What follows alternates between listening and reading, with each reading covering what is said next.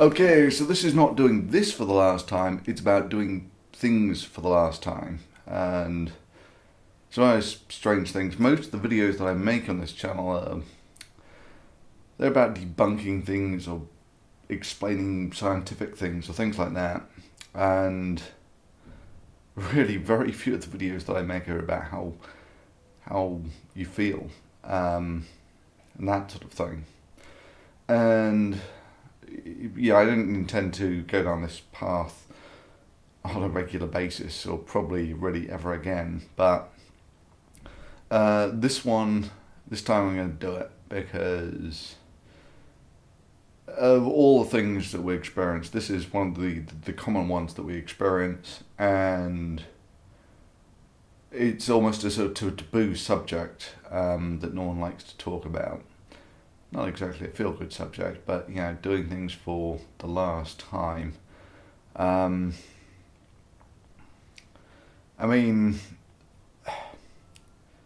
going back a ways, I'd long come to terms with my mortality, and I used to just get in the car and drive out west, just bum around in the west for just living out of my car for a month or two each year. And I absolutely loved it. I mean, yeah, it's true, you're not living anywhere, but things like sleeping under the stars and all that sort of thing was fantastic. Downside is, of course, that if you go off in anywhere on your own, it can actually be quite risky. You go into the desert, even something as simple as a sprained ankle could be quite nasty. And so invariably, every time that I would go out west, there would be some instance that sort of brought your mortality more to your mind.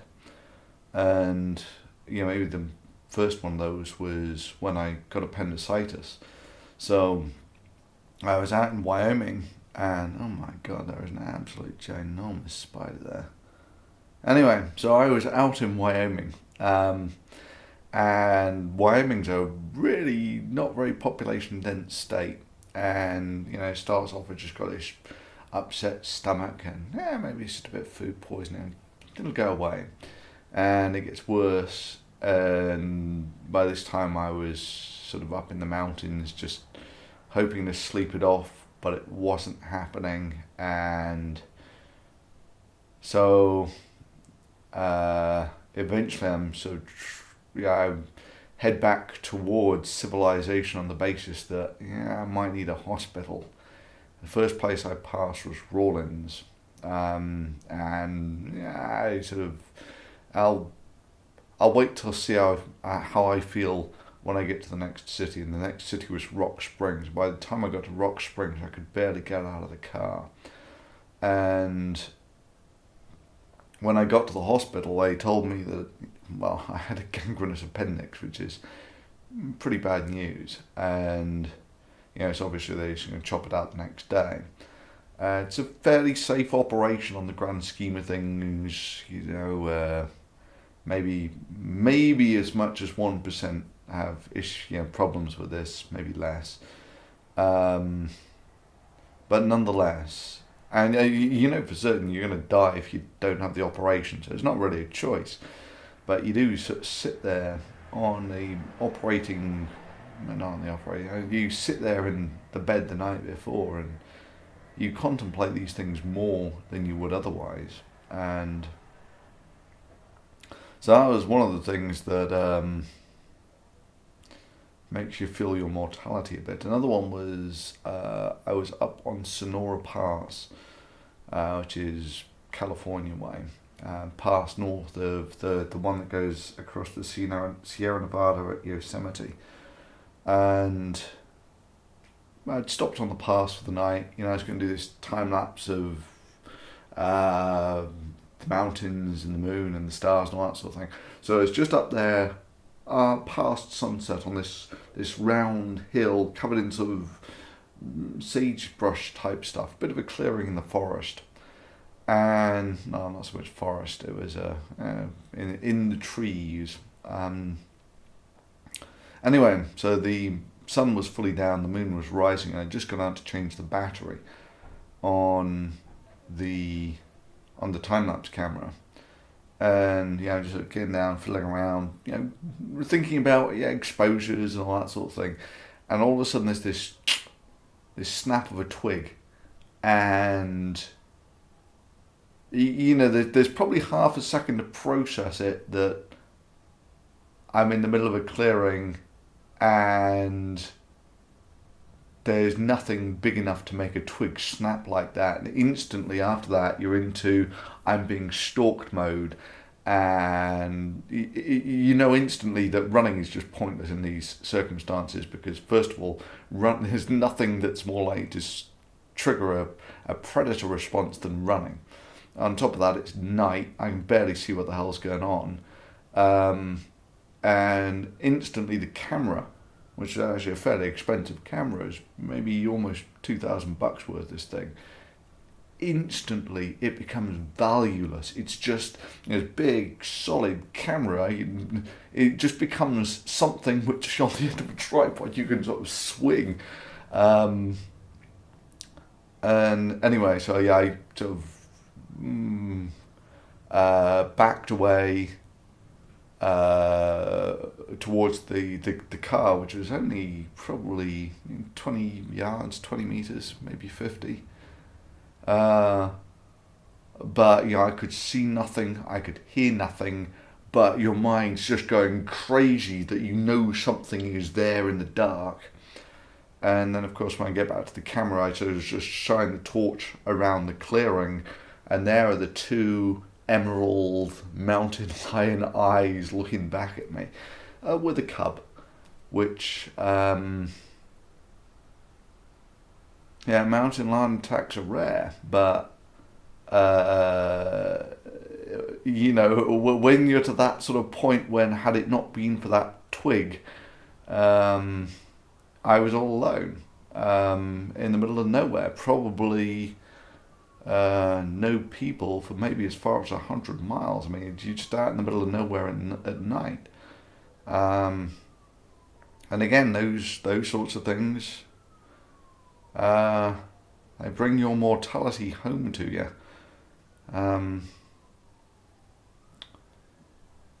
And actually, there's another one which was kind of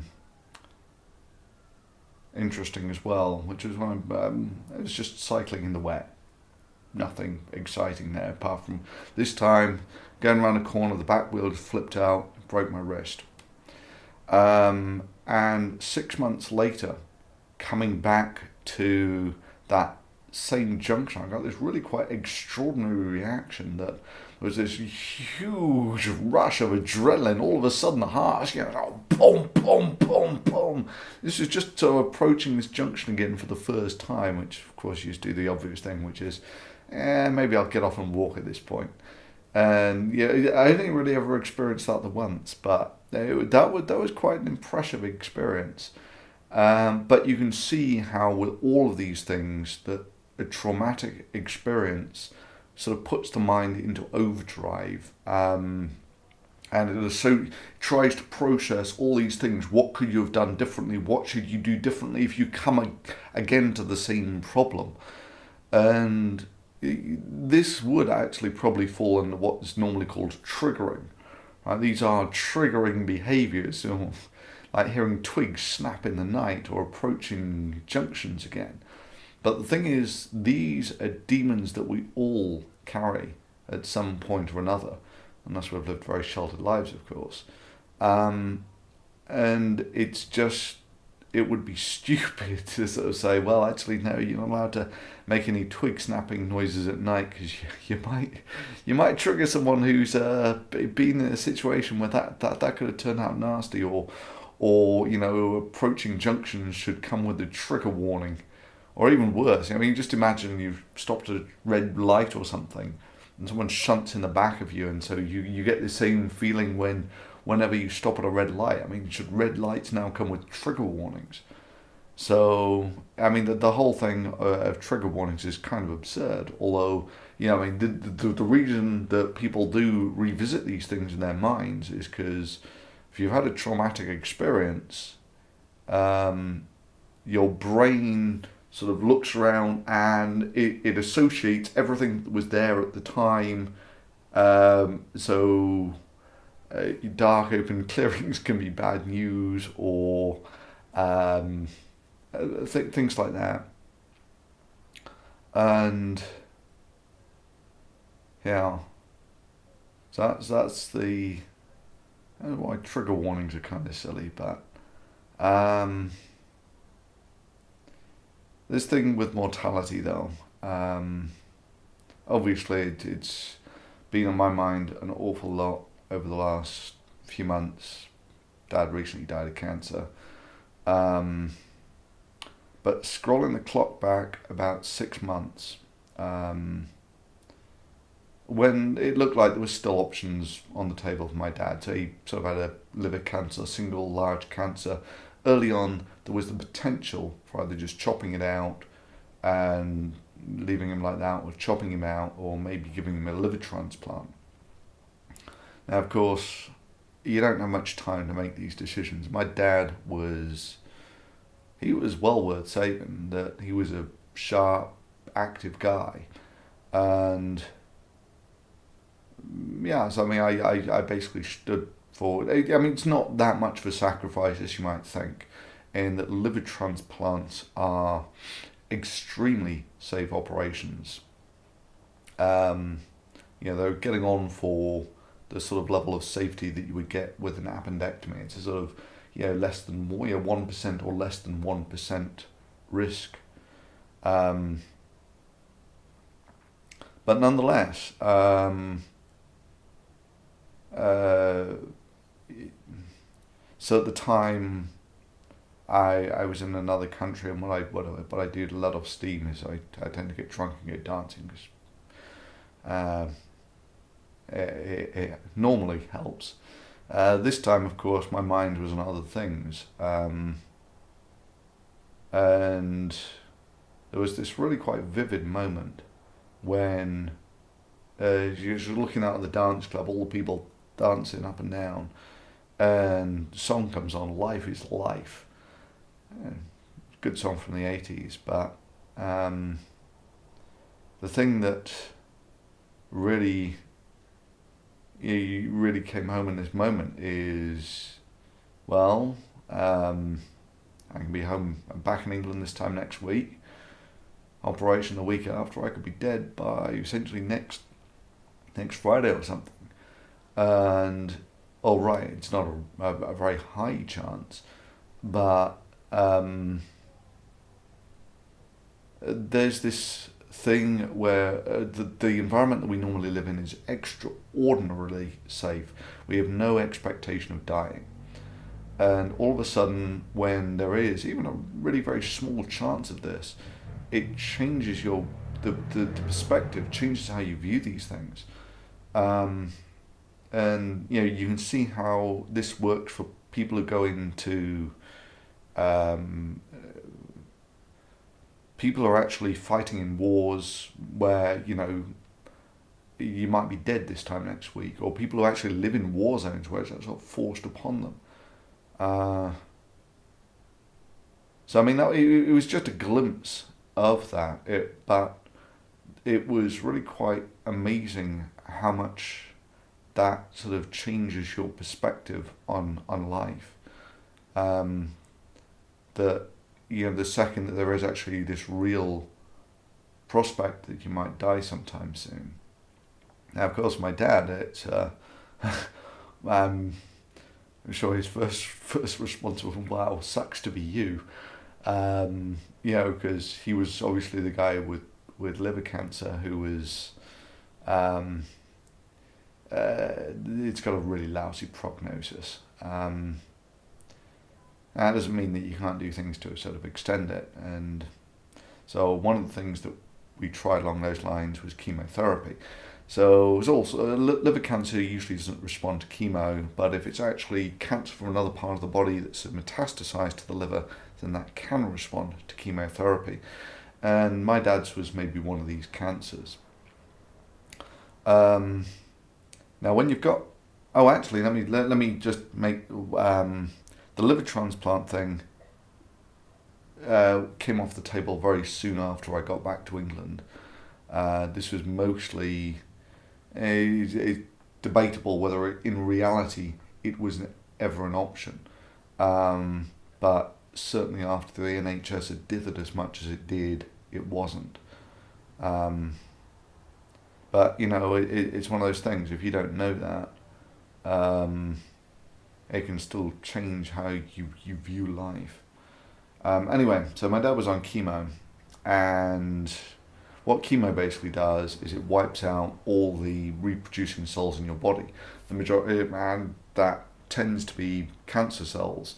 So if you actually wipe out all of the reproducing cancer cells, then your body's just got to clean up the scar tissue that's essentially left, and you're done. Never really quite works out that simple. But the other thing that it does is, because it wipes out all the reproducing cells in the cancer, it also does that with all the reproducing cells in your body. So it tends to be things like your hair follicles, they'll get killed, that's why your hair tends to fall out. Your blood cells, you lose your generation of blood cells, and so your red blood counts go down, your red blood cell counts go down, your white blood cell counts go down, which is an infection risk. And so none of these things really have you're having cancer, it's only a very slight decline from day to day. And with chemotherapy, once people respond to chemotherapy differently, and it was clear that my dad responded to it actually fairly well. But there was this one time when he started going down really very quickly from day to day, to the point where it was clear that within 3 or 4 days that would basically be it. And at the time, rather naively, he was not eating, and the reason he wasn't eating is because he was getting this huge bloating from the food, and so it was probably either the milk products, lactose, or wheat products that was doing this. So I had to go to the supermarket to find something that he could eat. And if you're trying to feed people calories, cream is a good one, and things that are heavy on carbohydrates are good ones. But so I was essentially sat there with this realization that I might be buying my dad his last meal, and the choice of whether I went for something that was essentially creamy or carbohydratey might actually be a decisive factor, which that's when I think it first came home to me, this for the last time thing, that there's going to be a last time that you do these things. Now, as it turns out, it was I got it completely wrong. And one thing that I didn't fully appreciate is that when you're on chemo, obviously you have the enhanced risk of infection because it lowers your white blood cell counts, but it also can mean that you don't display any common signs of infection. Normally, if you get an infection, your body temperature goes up. Well, that's not necessarily true when you're on chemo. So I've been monitoring all my dad's vitals, blood pressure, blood oxygen, temperature, and so forth, and they'd all been perfectly stable. So I really couldn't understand why he was going down so quickly. But the day after this, he was just completely out of it. He was struggling to work out what room he was in. He couldn't tell us what time of year it was. Extreme confusion, so delirium type confusion. And at that point, it was clear that there was something else going on here. So I just called the paramedics, and they went over and they measured all of his vital signs and couldn't find anything wrong with him. And so they basically, it had to be an infection. There's nothing else it could be. So we got my dad on the antibiotics, and it was an absolute miraculous turnaround that by that evening, it really was like the fog was just blown out blown off his mind, and he was almost completely lucid again. Couldn't remember anything about the morning, but yeah, I mean, he was completely back with us. And the next day he sort of deteriorated again, but by that evening, which was about 48 hours on, and that's roughly what it takes for these antibiotics to really kick in, is about 48 hours. Yeah, he was essentially back to normal. It was an absolutely miraculous turnaround. Very, very impressive.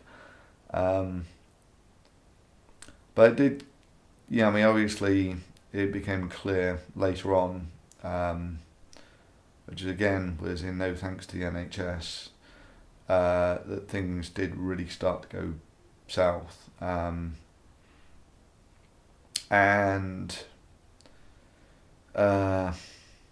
Yeah, you realise that there is going to be this last time, the last time that you take a walk, last time you have a meal together, last time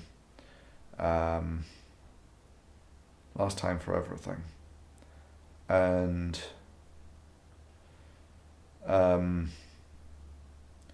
towards the end, like I was saying, with this triggering thing, your mind not only revisits these things again and again, to make sure it's fully analysed, that you've learnt everything from it, but also your mind associates everything around it with this really traumatic experience. And that's what I really found with my dad's death, is that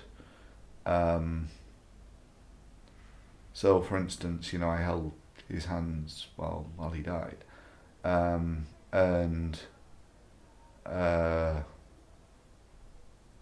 things like that then become associated with people dying, and because it's the traumatic experience, it sort of burned into your mind. Now it's over a month later, and some of these things that you do on a regular basis, it's faded from there. The association has faded from there.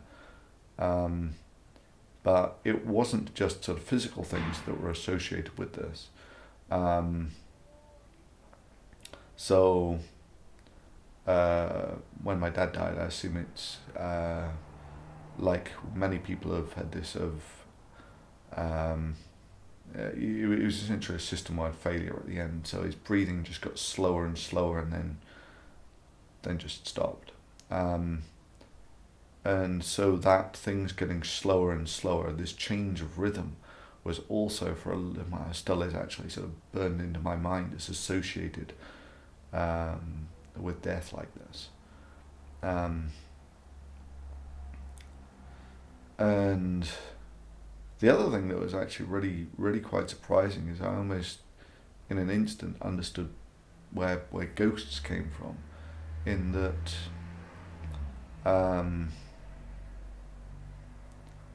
both me and my dad, hardcore, lifelong scientists. So we knew that you are basically the brain. It's the neurochemistry that makes you who you are. And once the synapses stop firing, that's basically it. But you, in your life, you don't really interact with people like this. You interact with the body, and so the two become almost synonymous with you. And so when someone dies like this, it was an incredible. Your mind is instantly looking around for, well, they're still here. Where have they gone? The body is still here, and that's associated with the person with the brain. But where have they gone? It's just almost a persistence of existence thing that babies acquire very, very early on. There was a peekaboo game that when children are very young, when mummy dips down behind the sofa, as far as the baby's concerned, she's gone out of she doesn't exist anymore. And then when she comes back, big surprise. But of course, very soon, people acquire the skill to realise that actually no, just because something's not visible, that doesn't mean that it stopped existing. and there was a very powerful experience that he was still here. The body was still here, so he had to still be here. And I just couldn't. Yeah, I knew that it was the neurochemistry that drove it all, but I just couldn't deconvolute that from this was my dad, and he was still here. So that was yeah. Anyway, so after that comes the sort of next stage in all this, which is the sort of first time that you do things without your loved ones.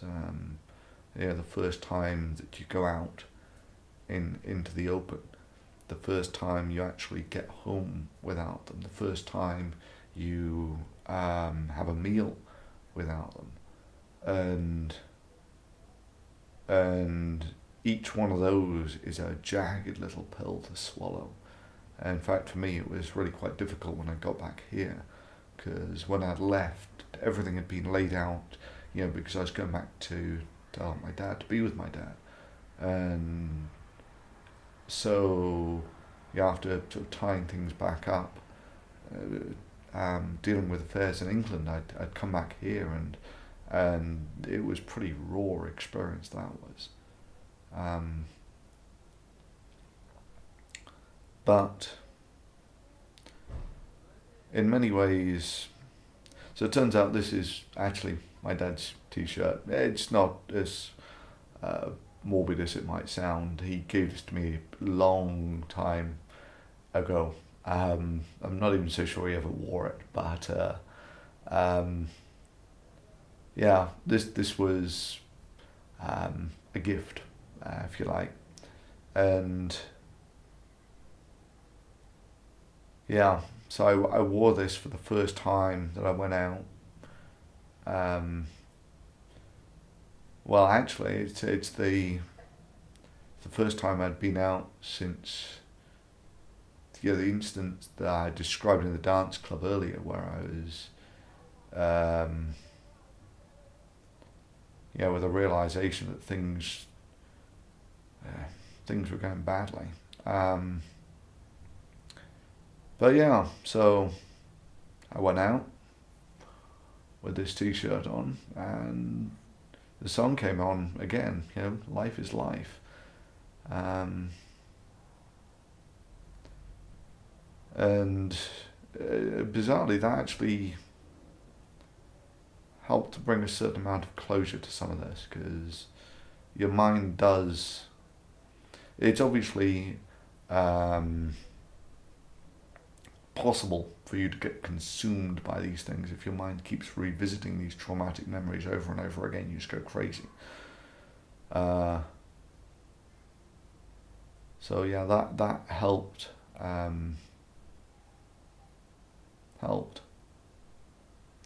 Anyway, so those are my thoughts on For the Last Time.